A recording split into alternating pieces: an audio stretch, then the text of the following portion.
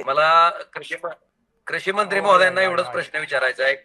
मामा मामा मी मी आणि आमदार कैलास पाटील तुम्हाला भेटलो होतो आणि आम्ही तुम्हाला विनंती केली की मामा, आपण बघितलं असेल एक्सेस रेनफॉल सगळीकडे झालाय आणि पीक विम्यामध्ये जे आपला पूर्वी ट्रिगर होता की एक्सेस रेनफॉल म्हणजे 65 mm पेक्षा जास्तीचा पाऊस झाला तर शेतकऱ्याला त्या ठिकाणी कंपनीकडं पंचनामे करून विम्याची मागणी करता येते होती.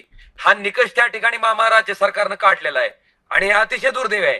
तो निकष काढल्यामुळे आज आमच्या शेतकऱ्याला त्या विम्याची भरपाई करण्याची मागणी करता येत नाही.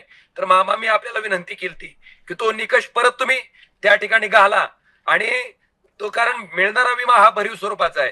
तर मला तुमच्याकडनं एवढंच उत्तर अपेक्षित आहे की मामा, तो निकष तुम्ही परत त्याच्यात घालणार आहेत का आणि त्या निकषाच्या आधारे शेतकऱ्याचे पंचनामे विमा कंपनी करणार आहे का आणि त्या पंचनाम्याच्या आधारे विमा कंपनी शेतकऱ्याला विमा देणार आहे का? भरणे सर,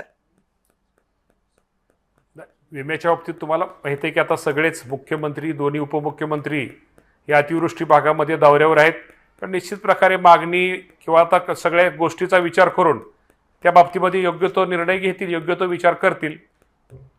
आणि मामा, दुसरा प्रश्न मामा, सांगलीला मिरजला ज्यावेळेस महापूर आला तेव्हा तुम्ही एनडीआरएफच्या निकषाच्या चौपटीनं मदत केली मामा. मागच्या वेळेस इलेक्शनच्या पूर्वी आपल्या सरकारनं एका हेक्टरला 13,600 रुपये आणि 3 हेक्टरची मर्यादा म्हणजे एका शेतकऱ्याला 40,800 रुपये इतकी मदत केली मामा. मग ती मदत 13,600 वरनं 8,500 आज कमी का केली मामा? निवडणुकीच्या आधी 40,800 आणि निवडणूक झाल्याच्या नंतर नुकसान झालेलं असताना फक्त 17,500 म्हणजे 8,500, 8 दुनी 16, 16,500, 17,000 ही मदत कशी मामा? माझी विनंती आहे मामा की तुम्ही निवडणुकीच्या पूर्वी जशी भरीव मदत केली होती आणि मिरज आणि सांगलीमध्ये जशी भरीव मदत केली होती एनडीआरएफच्या निकषाच्या चौपटीनं, तशाच पद्धतीनं तुम्ही मराठवाड्यातल्या शेतकऱ्यांना मदत करणार आहेत का मामा? भयंकर नुकसान आहे. तुम्ही आता उद्या तुमचे मंत्री महोदय येणार आहेत मामा. अक्षरशः 10 दिवसात मिळणारं सोयाबीन पोत्याचं नव्हतं झालंय, जमीन खरडून गेली, विहीर भरलेले मामा.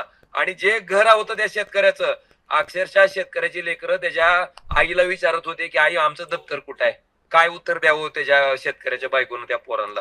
भयानक परिस्थिती आहे मामा. मामा, मी विरोधक म्हणून किंवा तुम्ही सत्ताधारी म्हणून मी मागणी करतोय अशातला भाग नाही मामा.